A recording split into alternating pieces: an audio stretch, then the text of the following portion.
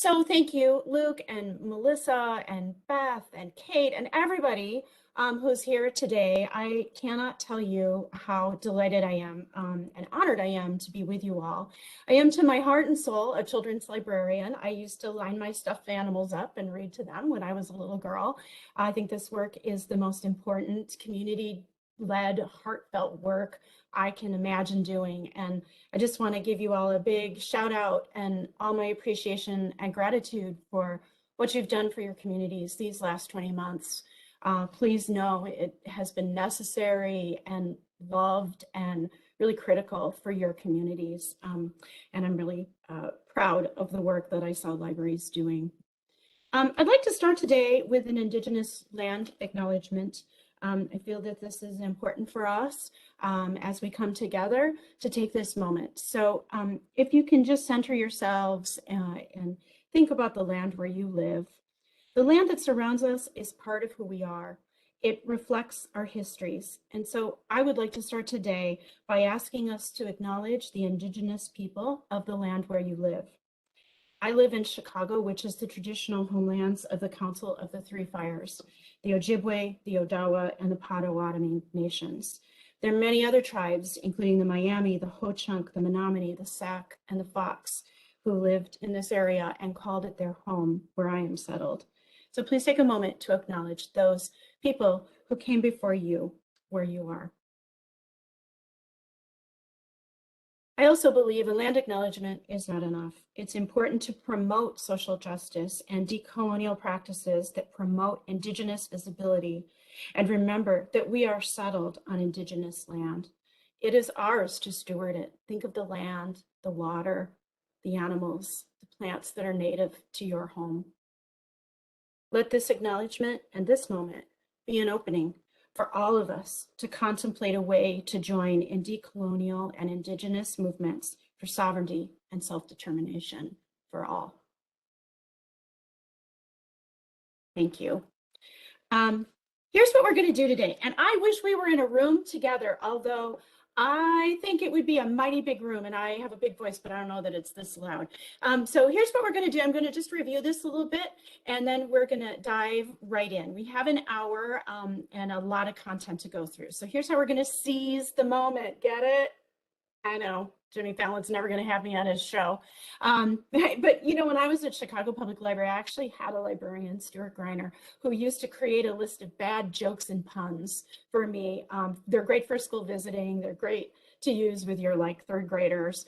So we're going to seize the moment by looking at learning loss and how inequities have widened during the last 20 months for children who've been historically excluded. And that's by race, gender, ability, socioeconomic income. I just want to say about this that it's going to feel a little bit deficits-based, which makes me uncomfortable, but I want to frame our work together that way, sort of along with the guiding principles that Luke just set forth for CSLP about inclusion and as a way to think about equity and moving from deficits-based to resource-based. So I'm going to make some recommendations. It's going to be a long laundry list for summer programs in 2022 and beyond, and talk about research proven ways that drive deep and lasting outcomes for kids. Certainly your programs do that, and there are ways to just make some little tweaks to get it even more powerful. I'm going to discuss the national trend that started in Chicago with moving summer reading to summer learning. It does not mean getting rid of reading. We'll talk about that more. And I'm going to preview, I'm really excited to preview the ALSC, Association of Library Service to Children, Summer Learning and Out of School Time Toolkit, Learning Beyond. There's several of the folks from the task force who are on this call, and I just want to give a big shout out to them, and they're really just genius brains in the way they thought about this. We're going to talk about outcomes-based evaluation and the role that can play in advocating for your programs and telling your stories. And I hope we're going to have some fun along the way. So I asked you to bring some everyday objects with you today, and we're going to do an engineering design challenge. I hope that sounds good. The way I've set this up, I can't actually see what's in the Q&A and chat. So I'm sorry for that. You're going to have to just bear with me a little bit. So a little bit more about me. I am really, my hero is Miss Frizzle. If I could be anyone, it would be Miss Frizzle. I love her style, of course, but I also love the way she brought every kid along with her on that magic school bus. From Arnold to Phoebe, she had a way of finding kids where they were and really lifting up their learning and making it wonderful and joyous. And those are all principles that I think we can really emulate. And here's what I'm reading, because I think we are people who always talk about our books. This is what's on my bedside right now. I'm really deep in Three Girls from Bronzeville. Maybe it's because I'm here in Chicago, but it's just a fabulous novel. I'd love to hear what you're reading and see it in that chat. Hopefully I'll be able to see it later. So let's dive in. Summer is a time of great opportunity and great risk for our kids. I believe that you know about the research around summer slide, which shows that children can lose up to 3 months of reading skills. We talk about that really widely, but all kids lose math skills, which really resonated with me when I first started this work in Chicago in 2010. So I've been at this for a little while now. My own kids, I have twins who were then in the 3rd grade, and I thought, my gosh, that's really true. We don't practice math in the summer. We do practice reading. Other things happen to kids and can happen to kids. There's an increase in childhood obesity, which sort of flies in the face of reason. You think about kids being outside in the sun and running around and being at the pool. But for many kids, they're socially isolated. They're sitting in front of a TV all day. Food instability increases. Social isolation increases, as I mentioned. And there's a lack of opportunity. Really what this is an opportunity gap for children in poverty and children in our Black and Brown communities. So when we started this process in Chicago, we started by asking ourselves, are we reaching everyone? Are we reaching everyone? And I started to do some research around the history of summer reading programs. I had a program that was serving about 50,000 kids. I thought it was really successful. Kids read 10 chapter books or 25 picture books. I got a t-shirt. And what I found was that summer reading really dates back to about the 1880s, 1890s, the Victorian era, where children were told to be seen and not heard. Here's an image of a little girl reading. You see her on the leopard skin rug of the day, and she's reading a book. And then I started thinking about who we were serving in summer reading, and it looked a lot the same. I have to tell you, it was middle school, or middle class white girls who were predominantly readers. And about the same time that I was thinking about this, the Dominican study that Susan Roman authored came out that showed the same thing, that really who we were serving in our library in Chicago were middle class, middle income kids. So we started to think long and hard about who we were reaching and why we were reaching them the way we were. And the answer really came back from our librarians, because it's the way we've always done it. So research led me on, and I learned about Sir Kenneth Robinson. I just love Sir Kenneth Robinson. I'm going to take the moment to read this quote. Current systems of education are based on the manufacturing principles of linearity, conformity, and standardization. The evidence is everywhere that they are failing too many students and teachers alike. A primary reason is that humans develop in not linear and standardized, it's organic and diverse. People, as opposed to products, have hopes and aspirations, feelings and purposes. Education is a personal process. What and how young people are taught have to engage their energies, imaginations, and their different ways of learning. Sir Kenneth Robinson has a TED Talk called Bring On the Learning Revolution. And his thesis is that we've had an agrarian revolution and then an industrial revolution. But now, with the way we're learning, with what we know about how kids learn, we need a learning revolution in our schools. And he really proposes to just bust up that image of desks in a straight row in our schools. I think we've learned a lot about this in the last 2 years. So here's what we did in Chicago.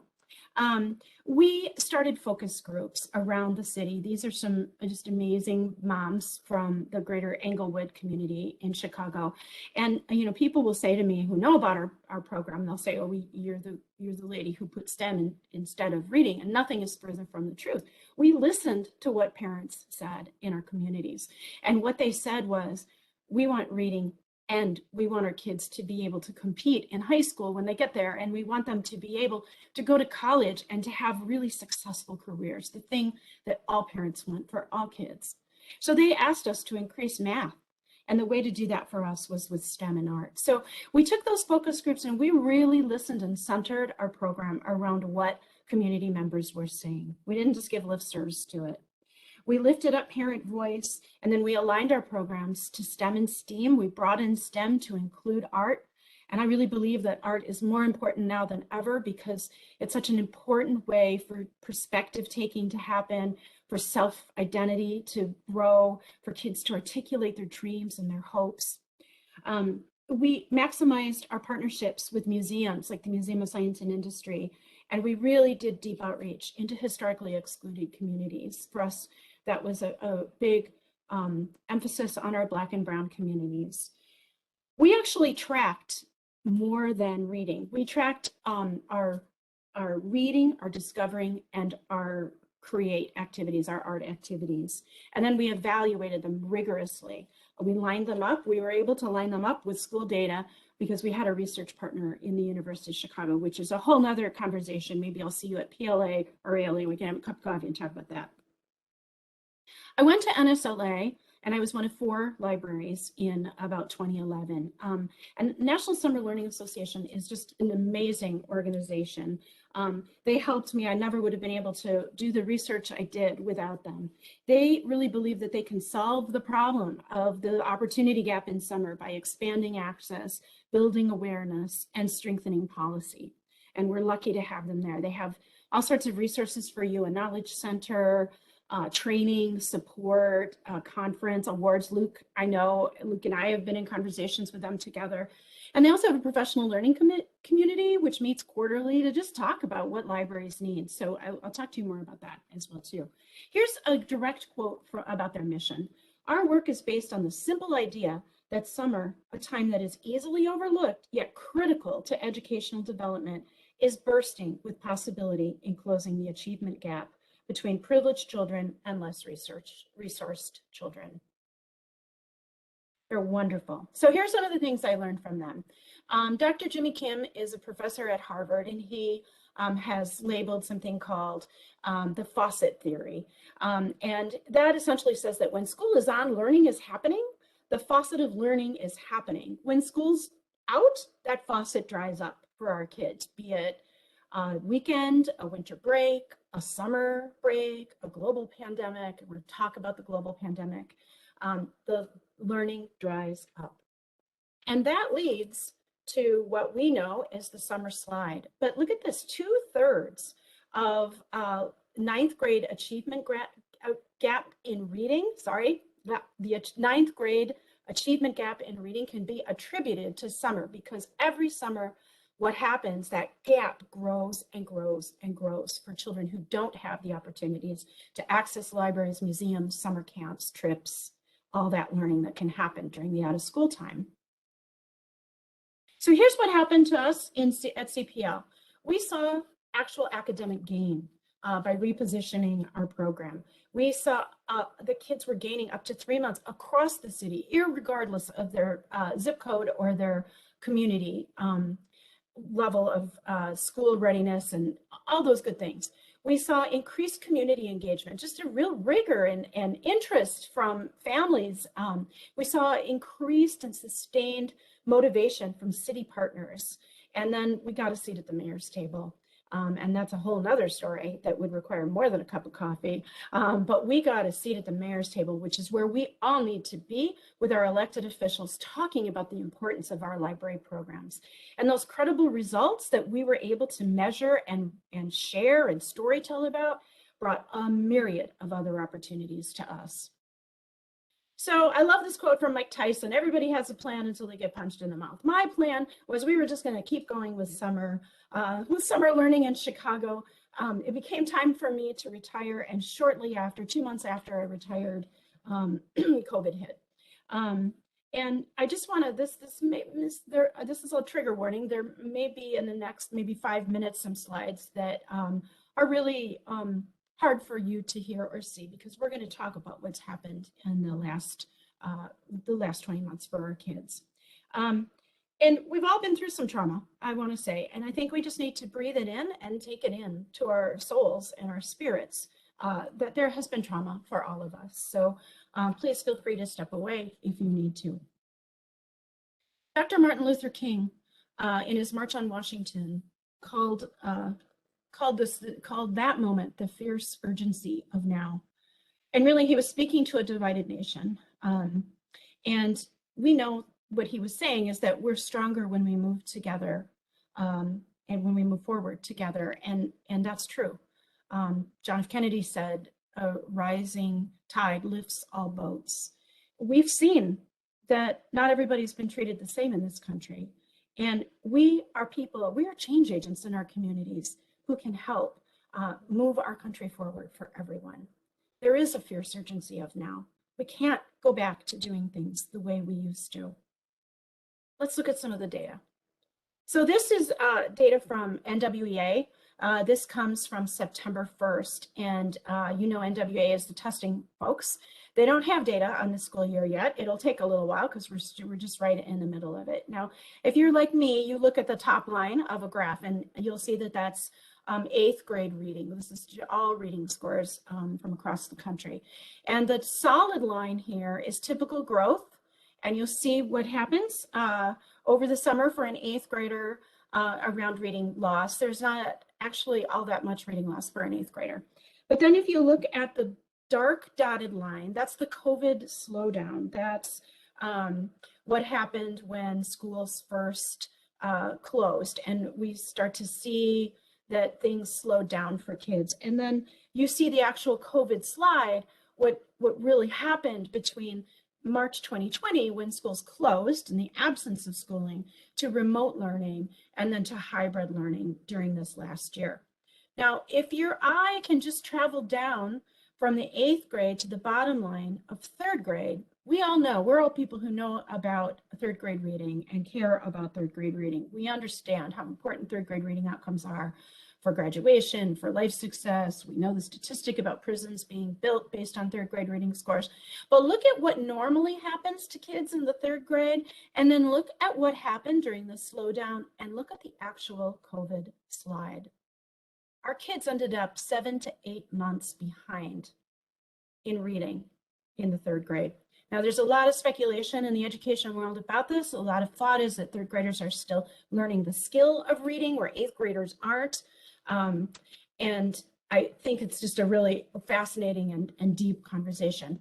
Here's the math forecast. Look again at 8th grade, but look down at 3rd grade, and look at what has happened to 3rd grade and math. Now, I love schools. I love school teachers. I told you my hero is Miss Frizzle.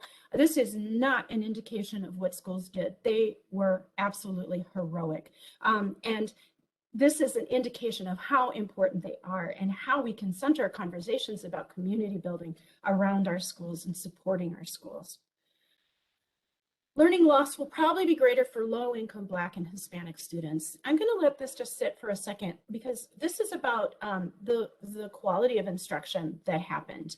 And the quality of instruction, again, this is a report from McKinsey, by the way, and that's not a reflection on the schools, it's a reflection on communities that have systems that keep kids from learning. So I'm sure you've heard the stories about school bus drivers who would drive into rural communities and park their bus so that kids could get on Wi-Fi and upload and download their homework. Access is a big part of this, and we know that the digital divide really made itself clear during the early part of the pandemic. But look at overall what happened for white kids. 38% received average or above average remote instruction, as opposed to our Black kids. Only 14% received average or above average remote instruction. And their summation here is Black, Hispanic, and low-income students are at a higher risk of not receiving high-level remote instruction. I'm sure you have stories about this. I'm sure you know about this. Some other statistics. 3 million children who were in school at the beginning of March 2020 have just gone missing. They've gone missing. They haven't come back to school. Those are kids who are our most vulnerable kids. They're kids in foster care. They're kids with physical disabilities, intellectual disabilities. They're kids who needed us maybe the most. I just heard this at the National Summer Learning Association. 140,000 children in America to date have lost a parent, and 67% of all children lost a caregiver, teacher, or other trusted adult in their life. And we know trusted adults are one of the most important roles. Think about your third graders from your libraries. I bet you didn't get to see them as much. And then, of course, there was an incredible, huge, anguished cry for social justice, unprecedented in our history. Everything from racial equity to vaccine equity, health disparities were highlighted, gun violence, the refugee crisis, equity, equity. The cry in our country is for equity for all. And where has this left our kids? They're back in school now. My friend Judy Schiffman, who's a grief therapist here in Chicago, says, I can't see you for lunch ever again because I'm so busy seeing kids. The post-traumatic stress disorder, it has grown to epidemic proportions. There's active grieving going on. Those 140,000 kids are your kids in your libraries. There's increased depression, amplified anxiety, confusion, anger, decreased social interaction, which kids need, separation anxiety. Have you seen that in your libraries? Fear, a lot of developmental regression. I have two neighbors who are teachers. We were talking the other day. One of them said, I have 7th graders acting like 5th graders. The other one said, I have 3rd graders acting like 1st graders. And their math levels are about at the regressed level. And then I sort of darkly laughed. There's a ton of increased stress for our kids. I believe, this is my opinion, now is a moment for renewal and rebirth. It's hard and it's heavy to change. It's really, it requires a lot of us. But it also means that we can do better for our kids. We as a group of librarians, I think we've always done really well, but we can do even better. So here's the laundry list, which is kind of a pun for me because I'm the laundry literacy lady with the Laundry Cares Foundation. But here's a laundry list of recommendations for public libraries. And you'll get overwhelmed if you think I'm asking you to take all this on. I am not. I know how much you do because I've walked in your shoes. But I think there might be something in here that will resonate for you. These are things that have surfaced at the national level from educational researchers, from folks at NSLA, people at Urban Libraries Council, thinking about the ways that libraries are positioned. First, we have to focus on personal recovery, and that's long and hard. And there are lots of ways to do that. There's art and music and storytelling, all sorts of important ways for us to focus on ourselves. Good sense, candles, meditation. But we also have to think about community healing. And in that community healing, we need to redevelop trusting relationships with our community. And that takes a lot of time and intention.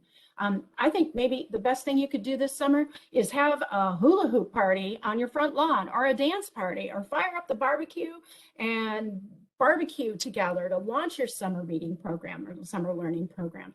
The best thing we can do is to re-engage our communities because they're not yet re-engaged. Create a plan and really articulate your goals. Say it loudly, say it to everybody, say it to your school district, say it to your director, say it to me, say it to everybody, what your goals for your program are. And really, based on the learning loss, intentionally focus on that K through 3rd grade. They need us, those little guys. Be culturally affirming. I love this year's art for CSLP. What beautiful affirming art. But include it in your music. You could start story hour with the mop, maybe clean up the language a little bit, but you could do that. And it might be more impactful than Rafi. Nothing against Rafi. Understand ACE's adverse child effect and become trauma informed, and plan and lead with your heart. Plan and lead with empathy. Center programs on your historically excluded communities where losses have been the greatest. And lift up parent voices. Parents are experts in their kids. It's just that sometimes we don't listen to them as well. Co-design with them, really listen to what they're asking for. I listened in Chicago, I asked them and they said they wanted STEM. And it raised all our boats. All our kids did better by doing that. Listen to social workers, teachers. Kent District Library in Michigan does a beautiful job of this. And outreach is essential. I love this. This is actually, I kind of stole a quote from Greg, the director in Madison, Wisconsin, who said, "We have to be bigger than our buildings." There's more, of course, there's more.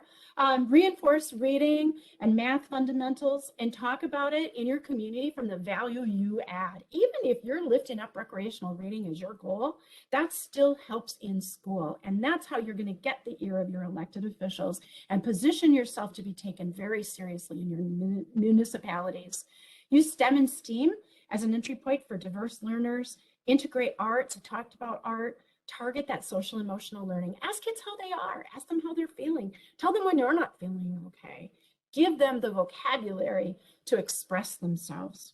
And reduce barriers to learning by providing cold water, meals, snacks. Cold water is a big thing. And I know a lot of bubblers, oh, I'm from Wisconsin, I call it a bubbler. Drinking fountains are closed off right now. I've seen yellow hazard tape here in Chicago on some of the water fountains, drinking fountains. So be sure you have some way to give kids water. Brains can't learn unless they're hydrated. Have fun, use games and play and making activities, and then use some data to drive results so that you can get in and get even more money for your programs and partner with your schools. I'll talk about that a little bit more. There's lots of positive research proven ways that libraries do help. And we're going to center the next part of this conversation around some of those things. This is a laundry list of what those are. First, think about 21st century learning in libraries. A lot of times when I talk to librarians, I'm surprised to hear that they don't know a lot about this. But around the turn of the millennium, IMLS, the Institute for Museum and Library Services, created a whole skill set for the way museums and libraries can help play a critical role in building 21st century skills, especially for kids. And so with that in mind, they considered the list of skills commonly referred to as 21st century skills: communication, collaboration, critical thinking, and creativity. And they tweaked it to align with museum and library priorities. This really came together because at the start of the millennium, a good 21, 22 years ago, global leaders came together and they saw that different skills were going to be needed for the workforce and to complete tasks that were more creative and open-ended and solved real problems like climate change. So in response, something called the Partnership for 21st Century Skills, P21, came together. It was a nonprofit coalition sponsored by education and business leaders, and they came together with these 21st century skills. These are critical for our kids. They have to have these in order to compete in a global workforce. And when you think about it, and you think about how we've just come through the last 20 months or so, we've needed all of these, right? I'm sure you were on Zoom meetings with your staff and you were collaborating and you were having to think really critically about what you were going to do. We've needed these skills already, and so have our kids. A part of that is really understanding that our kids learn in different ways, that there's not just one way of learning like that Victorian Industrial Revolution style, that the field of wildflowers, the way that Sir Kenneth Robinson talks about learning, is that we all have different strengths and talents and abilities. Now, Melissa's going to drop in the chat a quiz you can take to learn about your own types of multiple intelligences. I'm a people smart person and I'm picture smart. You can probably tell that from this PowerPoint, lots of pictures. I'm not body kinesthetic smart. That is really a low score for me. But knowing that is sort of interesting. But knowing that there are different ways and different strengths that all our kids come to us, not all of them are word smart. Not all of them are good readers. Just allows us to celebrate them, include them, and build on those strengths and help them along with other things like word smart.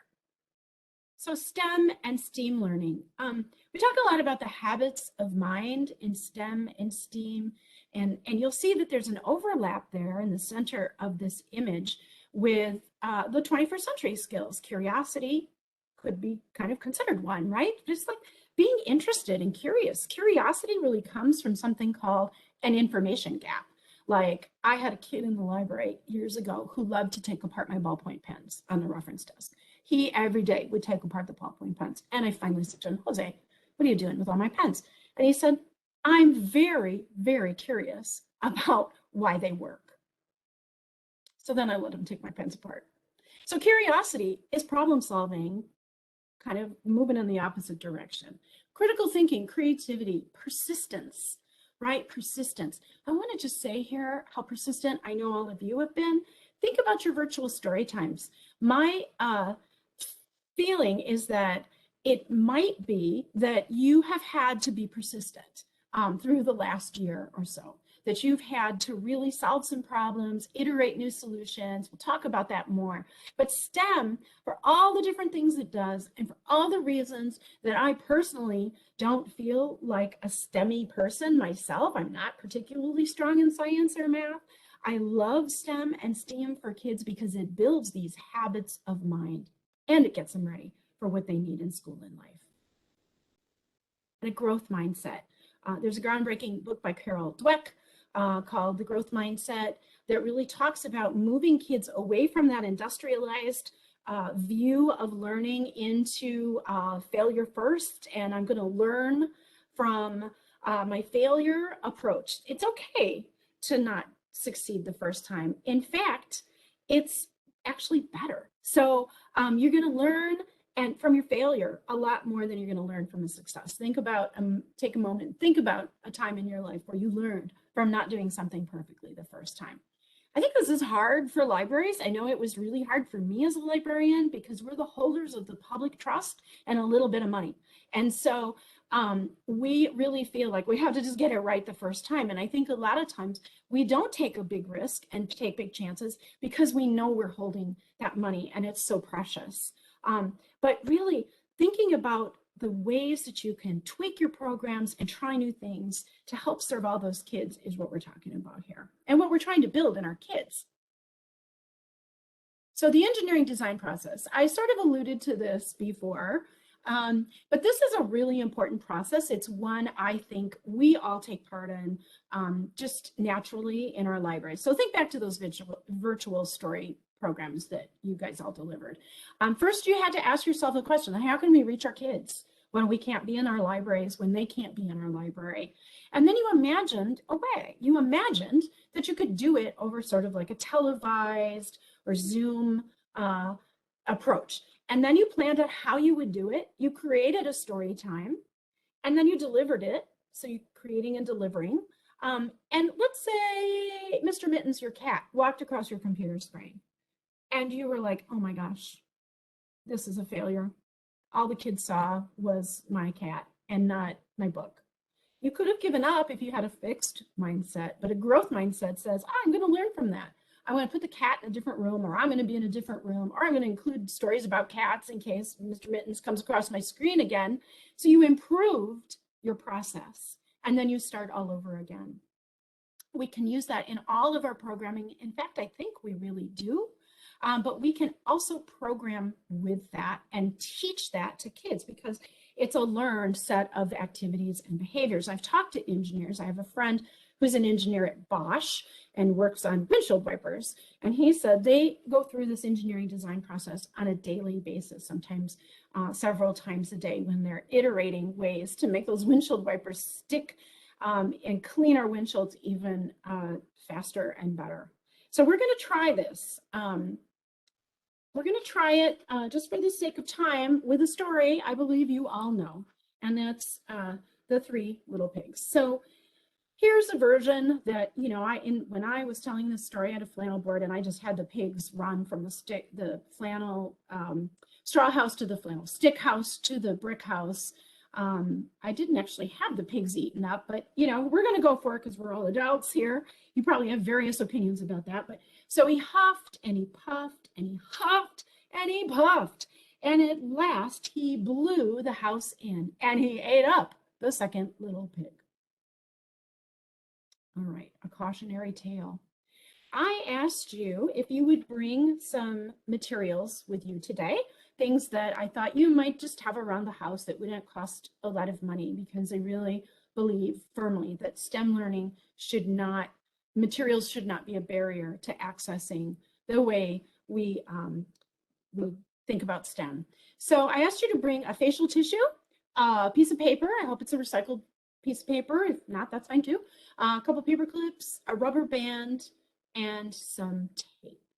Now, what I'd like you to do with those materials, and I'm going to be quiet for 30 seconds, I'm going to time myself, is to think what you could do with these materials to help the wolf from blowing the pigs' houses down.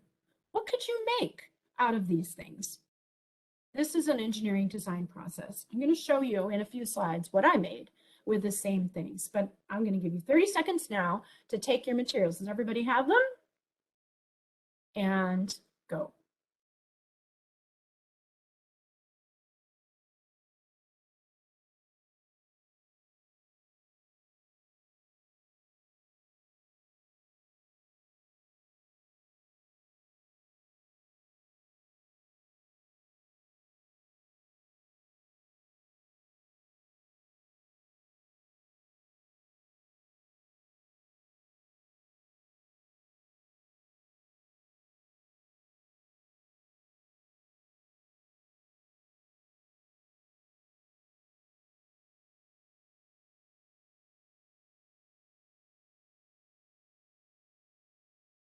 Okay, my Snoopy watch tells me it's been 30 seconds.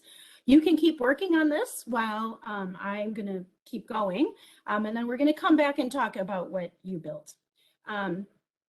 So let's talk about some other research-driven ways to align and build our programs. And this is something NSLA is particularly good at, is training staff on quality indicators of programs. There's a whole body of research outside of libraries about what makes a program good. I think we do a lot of this intuitively, but aligning it to that outside research really helped me to get funding in Chicago and really helped me to speak about the programming we do in a different way. So if you look at this, this is Positive Youth Development from the Weichert Center, which is part of the Forum on Youth Investments. And down at the bottom of this triangle, and I'm going to just call this out because this looks a little bit like Maslow's hierarchy of needs. And both Maslow and probably this pyramid have been called out by Indigenous people as appropriating Indigenous housing. So just think about that before you use triangulated methods. But this pyramid is commonly used in talking about youth development and how it peaks, how it grows and peaks. So go down to the bottom and look at the bottom pillar, and you're going to see that creating a safe environment, just like Maslow, is the first and most important part of a quality program. So the kids feeling psychologically and emotionally safe. And that means everything from providing a library where kids are socially distanced and masked, or making sure that in communities that have been traumatized by police, maybe there's not a police officer at the very front, or that police officer is not in a uniform, so that what kids are seeing feels safe to them. Program space and furniture feels appropriate to them. So maybe it's not just tables and chairs, maybe it's some bean bags, it's the way you're thinking about your middle school spaces and your teen spaces. Let them know, let kids know what the emergency procedures are. Call out where your exit signs are. We're just this week in another mass shooting in a school. Let kids know that the library is thinking about that, because believe me, kids are thinking about it. So create a safe environment for your kids and talk about it with them. Next up that pyramid is create a supportive environment. Be encouraging, build skills with them, scaffold what they learn with something new. Reframe conflict is big for us. We could talk for 2 hours about that. We could also talk about session flow. Flow is an educational psychology theory that comes from a man whose name is about that long. And he talks about flow as joy. And when you're really in the moment of something, hopefully you're really in the moment of that engineering design process and saving the pigs right now, that you get lost in that moment. We've all had that happen. Probably I have it happen a lot when I'm reading. The next level up is peer interaction, lead and mentor. Put kids in groups, let them become leaders and mentors within their group, and bring in other adults to partner on programs. Bring in guest readers from your community, but also people who listen to what kids are saying, and they'll feel more like they belong, and reflect them in your space. Put up their, coloring sheets, put up their artwork, put up their STEM activities. And then lastly, at the very top, is youth engagement. So that means that kids are planning and making choices and reflecting. Reflection is important. We're going to reflect on our engineering design challenge in a moment, but that planning and giving youth voice is so critical. You know, in my work in Chicago, in one of those focus groups, a little boy, he's about 7 years old. I wish I had asked him if I could take his picture, but I wasn't that smart then to do it. Was sitting like a bird. He was perched like a bird on top of a library chair. And I asked him why he didn't like to come to the library, because he had told me he didn't participate in summer reading. And he said, with his arms crossed in front of him, perched, he said, because I only like to do what I like to do. Isn't that true? That changed everything for me and for us, because we started giving kids the voice to center their programs around what they like to do. And earlier on, I said, you know, the kids, the 67% of kids have lost a caring adult. Yeah, there's somebody just put it in chat. I saw it, Chickmincy, the name of the flow, educational psychologist. But I was talking about trusted and caring adult relationships. That's you. You are that person, and you know it for the kids who you are serving. The Search Institute, who are referenced here, have come to the profound conclusion that nothing matters more in the life of a child than positive adult relationships. So knowing kids' names, asking them how that math test was, that moment when you say, I have just the right book for you. Those are aspects of caring adult relationships that you lift up already. The research shows that our kids need adults who show they care, adults who challenge the child to be their best self while providing support around what that challenge may look like, and sharing power and showing respect to the kids. So that's asking them what they want to do, not telling them now we're going to make a mobile of the 3 pigs, and we're going to put straw on this one, and we're going to put twigs on this house. We want to also expand the sense of possibility. Our kids can do anything. And we want them to know that they can be anything. We want to show them that by the people we bring in through our doors and lift up as leaders in our communities. So moving from summer reading to summer learning, early on in this work, I spoke at a library, and the youth librarian said, see the lady over there? That's the collection lady. She thinks you killed reading in summer. And I would just want to say, nothing could be further from the truth. If you take reading out of this, you're doing it wrong. Reading and adding 21st century learning is what we're talking about. Adding ways for kids to find themselves and see themselves, and then maybe sneaking the spinach on the pizza for those kids who aren't readers. So in this image, I've used it twice because I love it so much. It's from a library in Chicago called Northtown. This is pre-pandemic. It's little kids doing a STEM activity. You don't see the book here, but they all walked away with a copy of Marjorie Priceman's Hot Air. And they're making hot air balloons there, and they're working together. They didn't even know each other. They were just working together to solve those problems and come together. And one little girl said, I don't like to read. And I like this book because there were a lot of words in it. But she loved that activity, and she was happy to take the book. So create programs that center on your youth voice, and your parents and your caregivers. They're the experts. Lift up multiple learning styles and include historically excluded communities, whoever that is in your community. Develop models that emphasize growth mindset and fail forward, and then evaluate the heck out of your programs. And we're going to talk about evaluation next. I just want to say that this is a picture from a Guinness event that we set with a game called Giant Word Winder, where kids used colored plastic dessert plates on these boards with letters to make a path. It's kind of like Boggle meets Twister. It's huge. We did this huge event with the Guinness people, which was really hard, but it was super fun. And we had kids who were leading the way. And in this image, you see a woman standing there. That's Becca. She was on my team. She's a wonderful librarian. And she's modeling something that I really think is important in this work. And that's moving from being the facilitator to the co-learner. So she's learning with the little girl what the words are and where to put those plates. She's not showing her where to do it. Promote the idea that everyone's ideas and talents and skills that count. Every one of our kids counts. And broaden the access to the critical 21st century learning skills that help develop that growth mindset and the skills and dispositions that kids are going to need for school and life success. And I just want to say, bring as much joy as you can into your, and I know you do, but bring it in because it promotes positive brain growth and neuroplasticity, which allows kids to learn. They feel safe, they feel happy, they're learning. Okay, let's go back to our design challenge. Here's what I designed a couple days ago. Like, I'm kind of embarrassed because I was drinking a mug of tea and I set it down and I got a tea stain on my table. I took my paper, I folded it up, and I made a little table. And then I took one of my paper clips and I made like a flagpole out of it. And I stuck my Kleenex on, my facial tissue on it.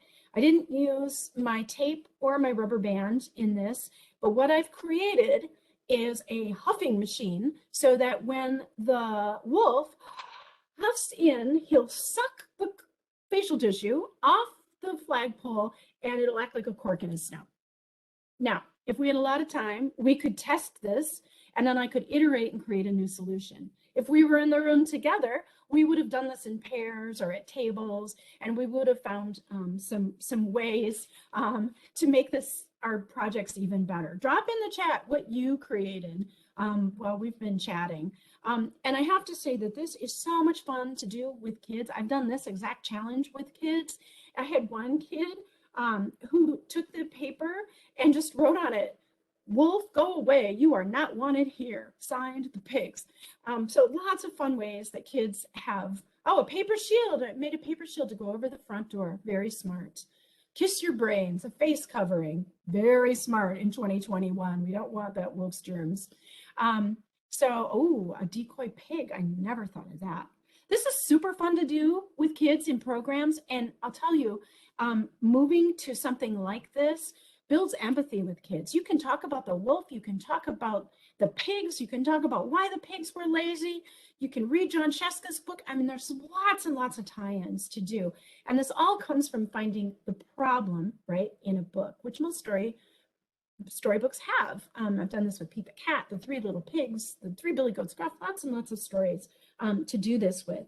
You can add constraints to this, like get some play money and put materials out on a table, team up the kids, and then tell them they have $50 in their play money to buy materials to design what they're gonna create. That's a great math skill. That's a wonderful way to build math skills. And you know, it's fun because you can see them bartering. Well, I really need some masking tape, but that's $10 and I don't have $10. What if I gave you $5 for a strip of your masking tape, kind of thing. And what this is doing is building on all those 21st century skills, right? Kids are collaborating, they're creating, they're critically thinking, and they're employing that engineering design challenge. When you think about what you just made, and I love that people are putting things in chat about what they made, what happened? Did it make you kind of happy to do this? You've been sitting and listening to a lot of heavy statistics and research. Did it make you happy? Did it put a little smile on your face? Were you thinking about those? I made a great mask. Were you thinking about the pig? Were you thinking about that wolf? And boy, that wolf shows up again and again. Or were you thinking, poor wolves, they're so maligned? All those things that you're thinking and feeling, when you go back now and think about them, that's metacognition. You're starting to think about the way that you think. And then thinking about what you made and how you might make it better. That's articulation of the iteration process, the engineering design process, is reflection. And reflection is critical to closing the learning cycle. That's why we have book reports. And hopefully in libraries, we always make our book reports fun. But, you know, we do that because we want kids to think and to talk about what they learned. That deepens the experience and solidifies it in their brains. There's a lot of research about this. I'd be happy to talk to you about this or anything else. And I also just want to say we're putting links in, but not to everything. So if there's anything, just didn't want to overwhelm you with links. So if there's anything I'm saying that you would like a link to, just email me. You'll get my email at the end. I'm happy to share anything at all about this. So all of this work is really captured in a piece that I am so excited to talk to you about. American Library Service for Children 7 years ago created a task force to look at summer learning, and then that task force and the next task force for planning this work, so there were 2 task forces who were considering this, decided to broaden it to summer and out of school time learning. But these are principles that apply to all the kinds of programming we do in the out of school time. And you know the statistics, kids spend in a normal non-pandemic time, kids spend up to 85% of their time out of school. And that's learning time. The brain doesn't shut off. The faucet shuts off from the school, but that's still learning time, or can be. And so what our kids are doing is really critical to developing them and to keeping them safe and healthy and learning. So ALSC in 2019, as an outcome of the 2 planning task force, developed a task force, which I was very proud to be a part of. And there are several members of the task force who are on this webinar today. And I just want to give a big shout out to them, because they're just genius librarians who really worked straight through the pandemic to present this to the field and the nation. And ALSC has just recently authored and released this toolkit. They released it at the National Summer Learning Association. It has 7 different sections to it. 1 on 21st century learning, 1 on equity and the critical role of equity, which you saw is the guiding principle, inclusion for CSLP, co-creation, co-design, how to do it, partnerships, the critical role of partnerships, because we can't do this work alone. We're always going to be better together and with the partners in our own communities. There's a whole section on reflection, which I just touched on, and iteration, outcomes-based evaluation, digital programming, and how libraries made pivots during COVID to reach more kids, and then a section on positive youth development. Now, this is the capstone of 7 years of work by members of ALSC, and these 7 sections all have descriptions and 5 key takeaways. There's resource links, there's huge, you know, we're librarians, there's huge resource links, and then case studies. So you can see how each one of these sections plays out for specific libraries. And you'll get a link to that to find that on the ALSC page. Now this is just for Beth. Beth said, oh, please be sure to include something about outcomes-based evaluation. We think that's really important. And I do too. I am not an evaluation guru by any means, but I know that there is so much that can be done when we evaluate our programs in a different way. So I'm going to speak real heresy to libraries, and I'm going to say, think about moving beyond counting the number of little wiggly butts on the floor. That's an output, those numbers of attendees, to, I don't know, you maybe have to, you're accountable for that number, but to also start thinking about the outcomes that kids have when they come to your program. So here are the benefits of outcomes-based evaluation. It allows us to articulate our program goals and plan really effectively. It aligns what our goals are. And it allows us to advocate for our program. Somebody just put in chat, how do I get community to partner with me? If you are doing this and you have a logic model, which I'll show you in a second, it's another way in. It's another way for them to not turn you away.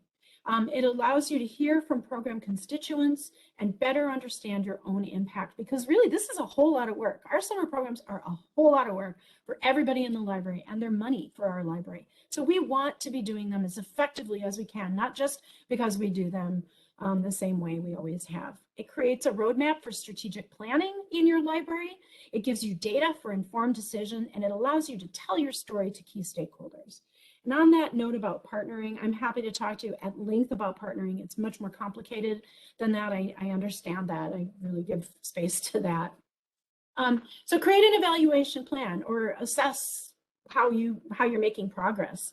What is it that you want to evaluate? Is it access? Is it deepening service in specific communities, your historically excluded communities? Is it improving those social emotional skills we talked about, increasing the quality of interaction between staff and kids, expanding programs. Make that plan first, and then create goals. So I talked about logic models. I once had a librarian actually go, oh, when I showed an image of a logic model, but a logic model is just a graphic organizational tool. And it's a way for you to articulate and communicate and plan the goals of your program by looking at everything you do, the inputs. Think about all the things that you put into your program. You plan, you buy the CSLP materials, you pull books from the shelves to promote them, you go school visit, you train staff, you on and on and on. And then you can align your initial outcomes and your long-term outcomes to all of the things that you're seeing happen in your program. Those are the activities and the participation that you're seeing happen. And yes, I am happy to send you, just email me at the end, I'm happy to send you templates and show you logic models from libraries that have really worked in the summertime. So logic models are a really important way for you to be taken seriously. We can't just rely on, oh, you know, this kid came in and he was so cute and he made this adorable little, you know, flagpole with a snout cork for the pig. We can't just rely on those stories anymore. It's important for us to really be able to articulate our programs and the complexity and the enormity of the impact that they have. So I'm about done. I'm trying to leave a little time for questions, but I want to say, join the movement. Join this group of librarians through National Summer Learning Association who are thinking deeply about how to deepen their programs, how to center their programs in an equity-based way. The conference that just happened from NSLA was the first in-person conference I've been to in 2 years. And I cannot tell you the passion, the energy, the vigor of the people and the commitment of the people in those rooms. They had 500 people there. This is a couple of images from the library track. I got to lead a library pre-conference day, and then there were several sessions with libraries talking. But to me, something that the great Eva Mitnick from Los Angeles Public Library, who was there, said really resonated with me. And she said, I'm learning so much from other organizations and from hearing how other people do it. And I talked to people from schools and I've talked to people from other organizations. So really important to learn from other people who are thinking about summer, who are thinking about ways to serve kids in new and deeper ways. And we have a professional learning community that meets quarterly. It's free. We're going to really have some deep conversations about equity this year and the ways we can build equity and inclusion in our programs. All you have to do is email me. I'll be happy to get you in touch and connect you. There are Zoom meetings, and then there'll be an in-person pre-conference next October before the midterms in Washington, D.C. And part of what the Genius folks at NSLA are really trying to do is to get us together so that we can also go lobby as large groups on the Hill for the importance for, you know, library funding, for summer funding in the libraries. This is a really important part of this movement. I also just want to lift up the Urban Libraries Council. I missed it earlier, but ULC has a whole beautiful toolkit. If you get on their website, urbanlibraries.org, you'll find STEM toolkits and quick start guides for directors who want to talk about including this. There's a summer learning piece. They're very deep, rich resources. They've really blazed the trail in partnership with the mothership, ALA, and ALSC, and of course, National Summer Learning Association. So those are all resources for you. I'm happy to talk to you more.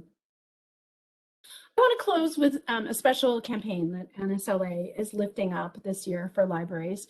I think the cover of this book is just so perfect for oceans of possibility. The author, Sandra McSalmon, who's gracious and wonderful and prolific, writes these beautiful board books, the Love You Babies books, has a new book coming out called I Wish, Wish, Wish for You. And her international launch of that book happened at the National Summer Learning Association, along with a World of Wishes campaign. So this campaign the book and the campaign celebrate all the joyous milestones and delightful possibilities life has to offer for our children. And it's a perfect reminder that you can do anything and be anything you want, which is really at the heart of everything we've talked about here. So Sandra is going to share the infinite wishes in this book, and then she's launching a national I Wish project this summer with libraries for kids to be prompted to finish the sentence, I wish, and then draw a picture of a wish that matters to them. These can be done as a program just on sheets of copy paper, and then they can be uploaded or snail mailed, and we'll have more information about that coming. There's also a link that I think Melissa's putting in the chat to get more information, and also to reach out to Sandra, who has graciously offered to do a free Zoom author visit to libraries who participate in this. A select number of the wishes are going to be gathered together and then put together in a book called A World of Wishes that will also feature National Summer Learning Association, and a shout out to public libraries and their contribution. Here are words direct from Sandra. It's the goal of this campaign to not only spread the wonderful wishes of our next generation, but also to inspire, energize, and empower all who read these wishes so that they too can make an important and lasting impact on our world. It's beautiful, it's cheap, and I think it matters for us to manifest those wishes for our kids. We do that every day in our work. I really applaud you for all you do, and I want to thank you. And I just want to close with a quote from my hero, Miriam Wright Edelman from the Children's Defense Fund, who said, "A nation that does not for its children does not stand for anything and cannot stand tall in the future." I believe that together, not alone, but together, all of us can stand taller for our kids who've been through so much in the last 20 months. We can be bigger than our buildings. We can do deeper work. And together, I know we can make wishes come true for kids. So thank you very much for your time. Thank you for being in the symposium today. That's a picture of my twins when they were 4 years old. They're freshmen in college now. Don't tell them I used this picture of them. But thank you from children all over the country who you serve. You don't hear it nearly often enough. And I think we have just a few minutes for some questions. So I'm going to escape this and let's see. Hi, Liz. I've been keeping track of some of the questions if you want me to. Yeah, that's great. Thank you, Cindy. You bet. And maybe some others will come in, and we've got a few of us sort of checking the Q&A. So please go ahead and put your questions in there. But one we got from Margaret Glover is the slide you showed of the sum of 3 million missing children in the schools. Does that include children who are homeschooled? No, that's children who were in community and public and parochial schools. Right. And we've just lost count of them. We don't know about homeschools. I don't think there's a good statistic about it. Right. A lot of those kids, I think, went to homeschooling. I think so. I think maybe we're better prepared. And then we had two questions about partnering. Catherine Prada asked, I've tried partnering. Is there a way to get people in the community to partner with us? It's so hard. It's so big. And I think the thing is to find what matters to them. Is it increasing their footprint? Is it promoting a program they have? Find what matters to them and then use your data to knock on their door and be really persistent with them. Something I didn't mention, and maybe this is a little bit of an aside, but there is so much money right now coming to schools in relief funds, and there's set aside money. There's billions of dollars in set aside money for summer, and that money is going to schools. And I think, this can be used as an example maybe of that question. Going to the school and saying, we have a program.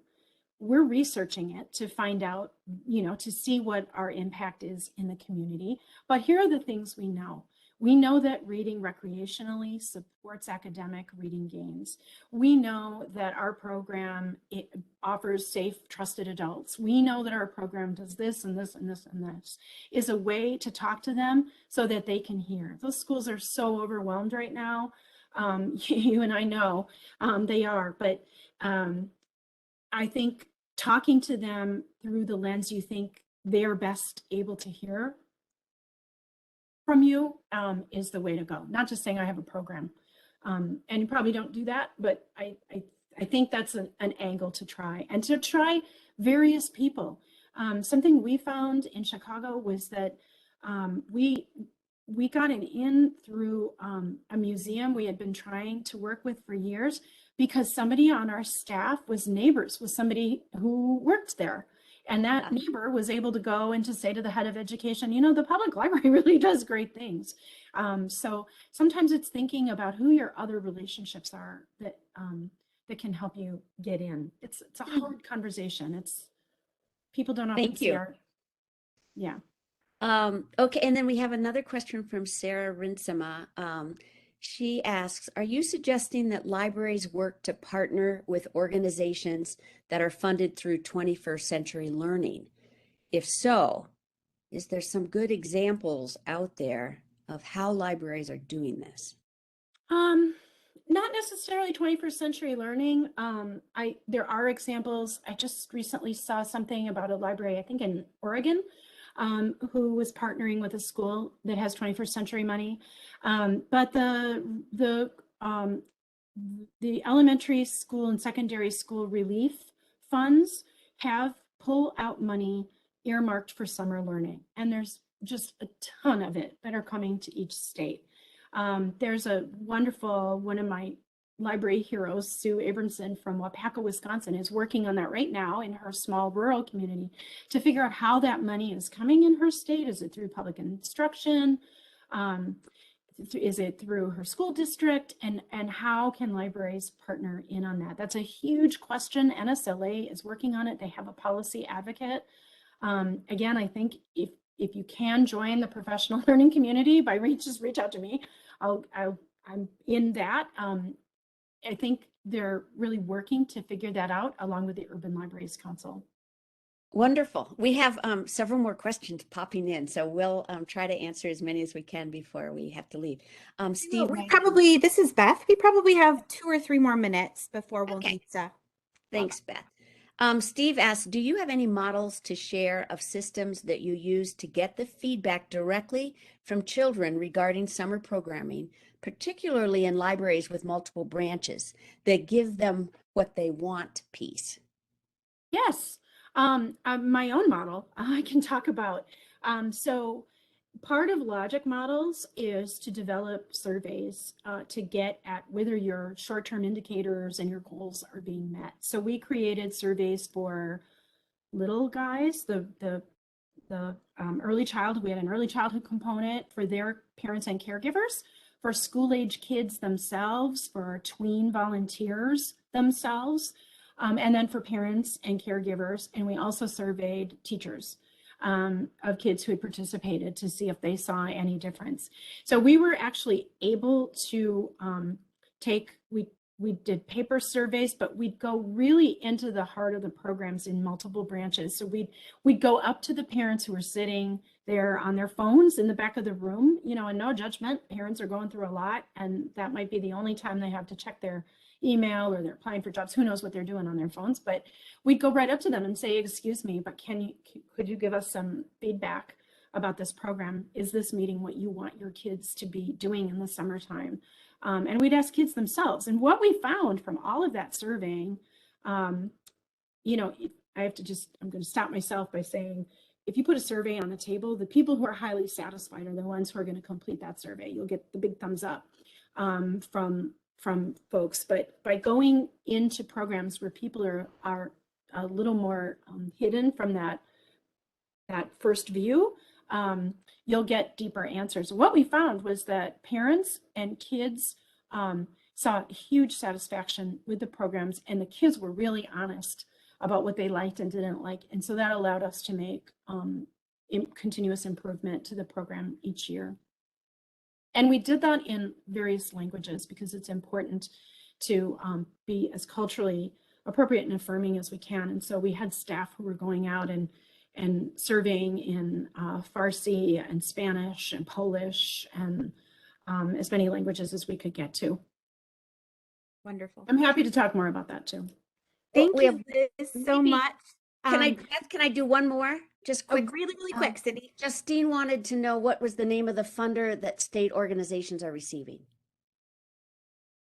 The money is coming through the federal government and it's coming to states. And we're trying to figure out now how that money is coming to states. Is it to individual schools, Department of Instruction?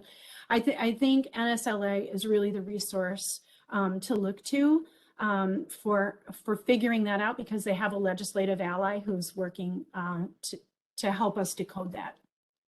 It's happening Thank you. right now. Sorry we couldn't answer everybody's questions, but thank you everybody for submitting some questions.